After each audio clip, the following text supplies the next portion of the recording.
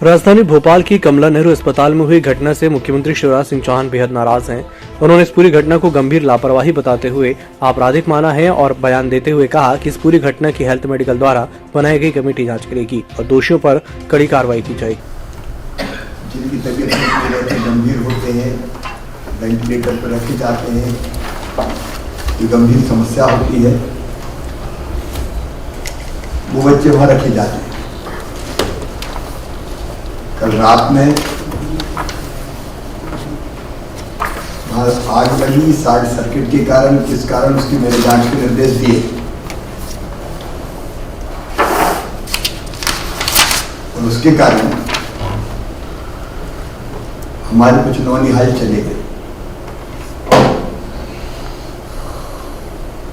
घटना बहुत दुर्भाग्यपूर्ण है और मैंने गंभीरता से लिया है। जांच के निर्देश दिए हैं। एसीएस हेल्थ मेडिकल एजुकेशन जांच करके रिपोर्ट देंगे। ये लापरवाही आपराधिक लापरवाही है। इसमें जो भी दोषी होगा उसके खिलाफ एक्शन होगा। हम इसको आसानी से नहीं ले सकते। आखिर बच्चे हमारे संरक्षण में थे, उनकी जान बचाने की जिम्मेदारी हमारी थी। वैसे समय ऐसी घटना हो जाए,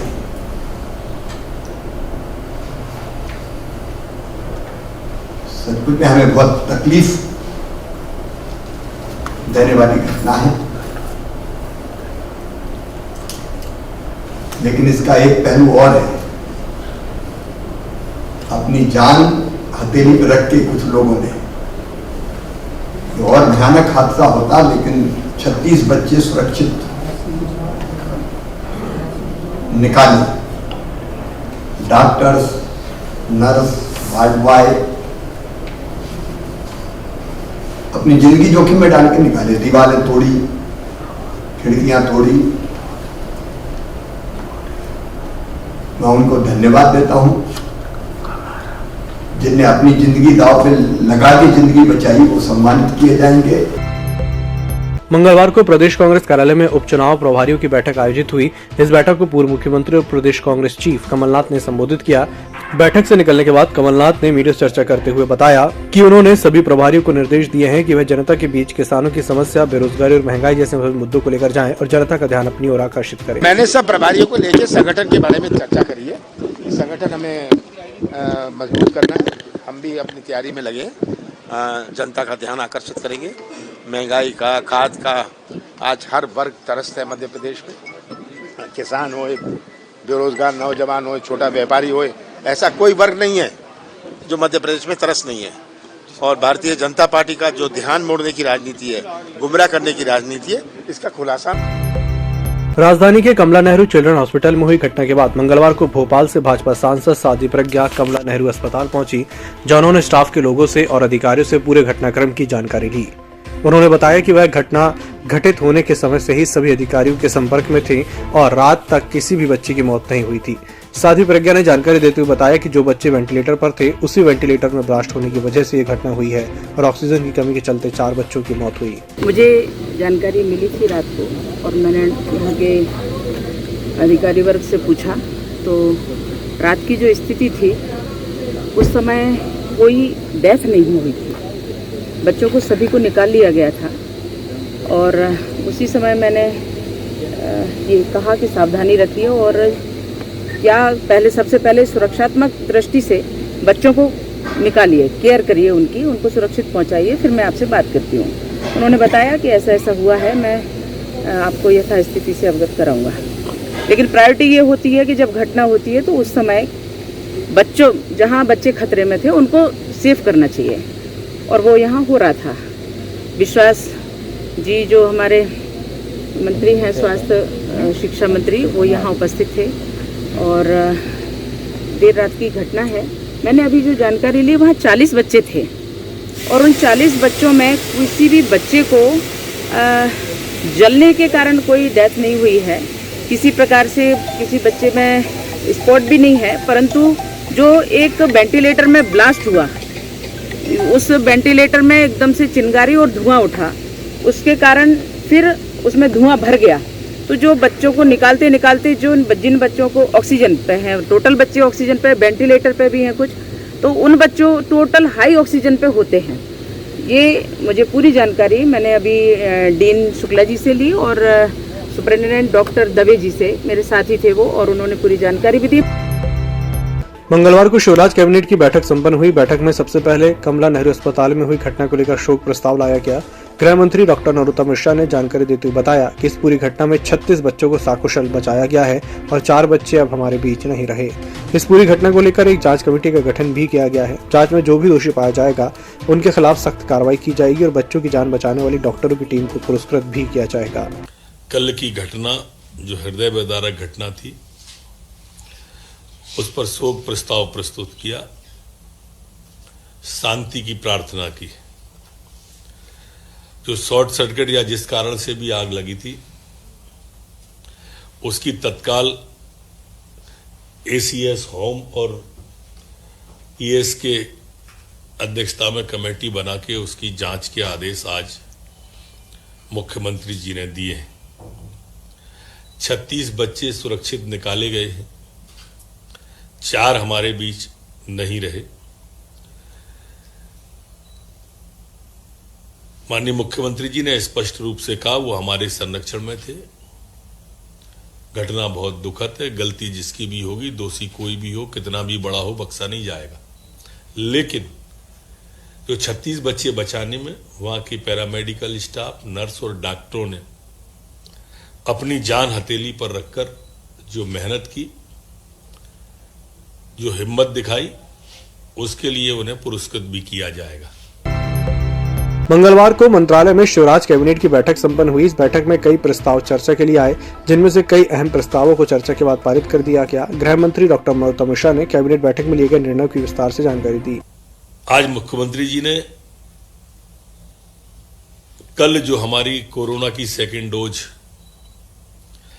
के लिए अभियान प्रारंभ हो रहा है, जिंदगी की डोज है वो, जिंदगी की खुराक है वो, इसलिए सब लोगों से इसमें भाग लेने की अपील की और सभी प्रभारी मंत्रियों से कहा है वो अपने अपने जिले के कलेक्टरों से बात करके कल के अभियान को देखें। और जो व्यापक स्तर पर मध्य प्रदेश की सरकार 17, 24 और 1 दिसंबर को अभियान चलाएगी, उसमें प्राणपण से जुटने का भी आज स्पष्ट रूप से कहा गया है।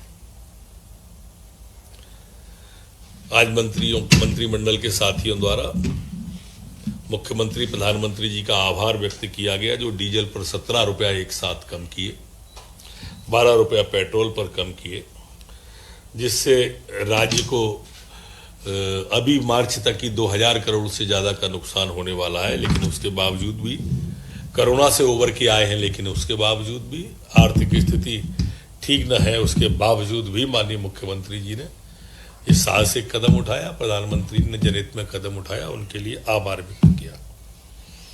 आज विद्युत विभाग का प्रेजेंटेशन भी हुआ है और उस प्रेजेंटेशन में कुछ निर्णय भी हुए हैं। लेकिन यह अलग से माननीय मुख्यमंत्री जी ने पुनः इसकी बैठक विद्युत की ही रखने के लिए बोला है, पर जो 1-2 निर्णय हुए मैं आपके माध्यम से ये जानकारी जनता तक पहुंचाना चाहता हूं। एक बात तो यह कि मध्य प्रदेश की घरेलू बिजली सबसे सस्ती बिजली है वर्तमान में। इसके बावजूद भी अभी जो बिल बकाया है, उन बकाया बिल वालों के लिए एक बहुत ही अच्छी, मैं मनोहारी तो नहीं कहता, पर अच्छी एक योजना मध्य प्रदेश सरकार लेके आई है। अगर कोई व्यक्ति अपना पूरा बिल एक साथ जमा करता है तो उसका जितना भी सरचार्ज है उसके ऊपर, अधिभार है उसके ऊपर, वो पूरा का पूरा माफ हो जाएगा और बिजली का बिल 40% माफ हो जाएगा। मतलब 1000 है तो 400 रुपये माफ हो जाएंगे, कुल 600 ही उसे जमा करने। उदाहरण के लिए 100 रुपया है तो 60 ही जमा करना है और इसके ऊपर जो सरचार्ज है वो भी माफ होगा। और अगर वो एक बार में जमा नहीं कर सकता है तो 6 किस्तों के अंदर वो जमा करे तो 25% की छूट मिलेगी। मतलब 1 साल के अंदर 6 किस्तों में अगर वो करेगा तो 25% की छूटी उसको 11 नवीन महाविद्यालय प्रारंभ करने का आज कैबिनेट के द्वारा निर्णय किया है। पूर्व में संचालित 5 की शासकीय महाविद्यालयों में नवीन विज्ञान और वाणिज्य संकाय प्रारंभ करने का एवं एक शासकीय महाविद्यालय में स्नातकोत्तर स्तर पर 3 नवीन विषय प्रारंभ करने हेतु 233 शैक्षणिक एवं 238 से अशैक्षणिक, इस प्रकार कुल 461 पद सृजन करने का निर्णय किया है। मैं यहाँ थोड़ा 11 महाविद्यालयों के नाम और जिलों के नाम भी बोलना चाहूंगा। ये शासकीय महाविद्यालय उदयनगर देवास, रहगांव सतना, घोबारा छतरपुर, पिछोर ग्वालियर, जेसी नगर सागर, गोरमी भिंड, रजौधा मुरैना, अनूपपुर दिमनी मुरैना, रठौरा कला मुरैना और दिनारा मुरैना। इस तरह से ये महाविद्यालयों का नाम है जो इन जिलों से आते हैं। भोपाल में स्थित 6 चिकित्सालय का उन्नयन और regional institute of respiratory disease में कुछ पदों के निर्माण की आज कैबिनेट के द्वारा मंजूरी दी गई है। ये बड़ा महत्वपूर्ण निर्णय है रीजनल इंस्टीट्यूट का और लंबे समय से इसकी आवश्यकता थी और इसलिए कुछ पद समर्पित करके कुछ नए पदों का निर्माण इसमें किया गया है। पवन ऊर्जा परियोजना एवं नवीन परियोजनाओं के विकास के लिए भी आज निविदा आमंत्रित करने का तय किया है, जिससे हमें सस्ती दरों पर सौर ऊर्जा और पवन ऊर्जा दोनों मिल सके, उसकी भी सहमति आज कैबिनेट के द्वारा प्रदान की है। आज कुछ तहसीलों के गठन का भी जो अनुसमर्थन का था वो कैबिनेट ने मंजूरी दी है। इनमें मैं 4 तहसील के नाम आपके माध्यम से लेना चाहूँगा। ये खंडवा में नमील तहसील किल्लौद के गठन का आदेश आज जारी किया है। एक टीकम जिले की नवीन तहसील दिगोड़ा के गठन के लिए आज निर्णय लिया गया है। दूसरा, खंडवा में नवीन तहसील मूंदी के गठन का और इन सभी में पदों के सृजन का भी निर्णय लिया गया है। इसी तरह से बुरहानपुर के धूलकोट के गठन का निर्णय और पदों के सृजन का निर्णय भी मध्य प्रदेश। कल रात हमीदिया अस्पताल में हुए दर्दनाक हादसे को लेकर पूर्व मुख्यमंत्री कमलनाथ आज मीडिया से बात कर रहे थे। उनके साथ पूर्व केंद्रीय मंत्री सुरेश पचौरी भी थे। तभी अचानक पचौरी के कंधे पर किसी ने हाथ रख दिया। पचौरी के पास भोपाल मध्य से कांग्रेस विधायक आरिफ मसूद खड़े थे। कंधे पर हाथ रखे जाने से पचौरी नाराज हो गए। मसूद ने मौके की नजाकत को देखते हुए पचौरी के कंधे से हाथ हटवाया और उन्हें मनाया। ये बात इस वीडियो में साफ देखी जा सकती है।